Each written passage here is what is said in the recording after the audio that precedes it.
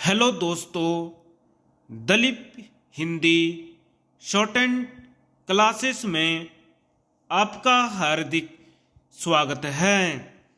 दोस्तों, आज की डिक्टेशन दैनिक जागरण की संपादकीय डिक्टेशन है।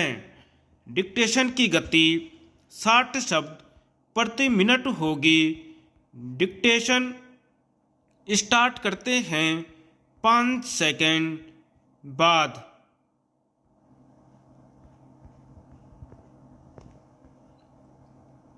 राहत की बात। कतर की जेल में बंद भारतीय नौसेना के 8 पूर्व अधिकारियों की मौत की सजा को कैद में बदलने का वहां की एक अदालत का फैसला राहत देने वाला है। फिलहाल यह स्पष्ट नहीं कि कैद की अवधि कितनी होगी, लेकिन अब यह आस बढ़ गई है कि नौसेना के इन पूर्व अधिकारियों को यथाशीघ्र स्वदेश लाने में सफलता मिलेगी। वस्तुतः ऐसा होने पर ही पूरी तौर पर राहत की सांस ली जा सकती है। नौसेना के इन पूर्व अधिकारियों को पिछले वर्ष अगस्त में गिरफ्तार किया गया था। तभी से वे जेल में थे। फिर कुछ माह पहले उन्हें मौत की सजा सुना दी गई। वह फैसला भारत सरकार के साथ भारतीयों को भी हतप्रभ करने वाला था। उक्त फैसला इस बारे में कुछ स्पष्ट नहीं कर रहा था कि नौसेना के पूर्व अधिकारियों को किस आरोप में सजा सुनाई गई। विभिन्न सूत्रों के माध्यम से यह बताया गया था कि उन्हें इजरायल के लिए कथित तौर पर जासूसी के आरोप में मौत की सजा सुनाई गई।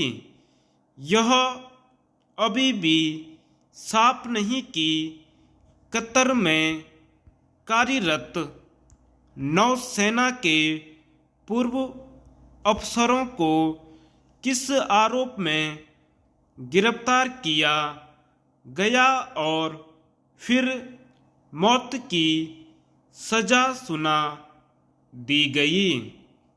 आरोप स्पष्ट किए बिना सजा देना न्याय के सिद्धांतों के खिलाफ है, लेकिन कतर सरीके देशों में ऐसा ही होता है। अच्छी बात यह रही कि भारत सरकार प्रारंभ से ही नौसेना के पूर्व अधिकारियों के साथ खड़ी रही। गत दिवस भी जब उनकी सजा को कम करने वाला फैसला दिया गया, तब कतर स्थित भारतीय दूतावास के अधिकारी अदालत में उपस्थित थे। उल्लेखनीय यह है कि भारतीय राजदूत भी वहां मौजूद थे।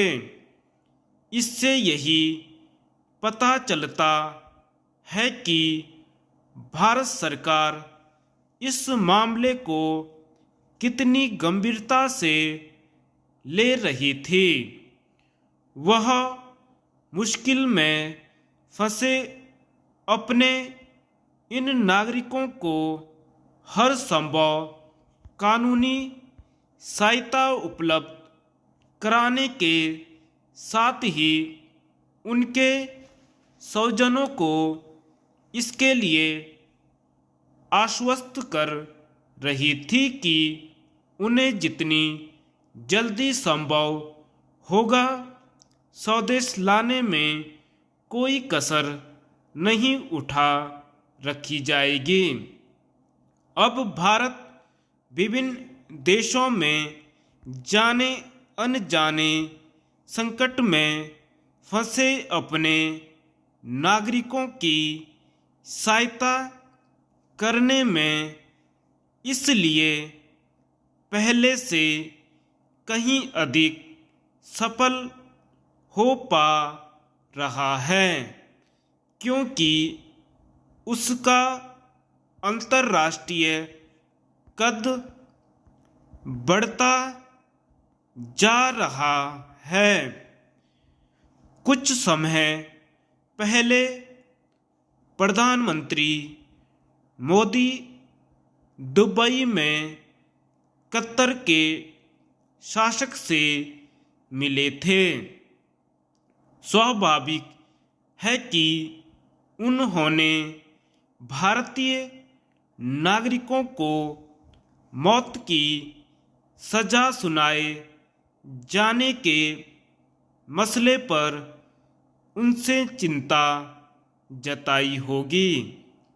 मौत की सजा से बच निकले भारतीयों के घर आने की उम्मीद इसलिए भी है क्योंकि भारत और कतर के बीच यह संधि है कि एक दूसरे के यहाँ जेलों में बंद दोनों देशों के नागरिक अपनी शेष सजा अपने अपने देश में काट सकते हैं। भारत को की कोशिश यह होनी चाहिए कि नौसेना के पूर्व अधिकारी बेगुनाह करार दिए जाएं। यह कोशिश इसलिए की जानी चाहिए क्योंकि यह मामला संदिग्ध ही अधिक जान पड़ता है। धन्यवाद।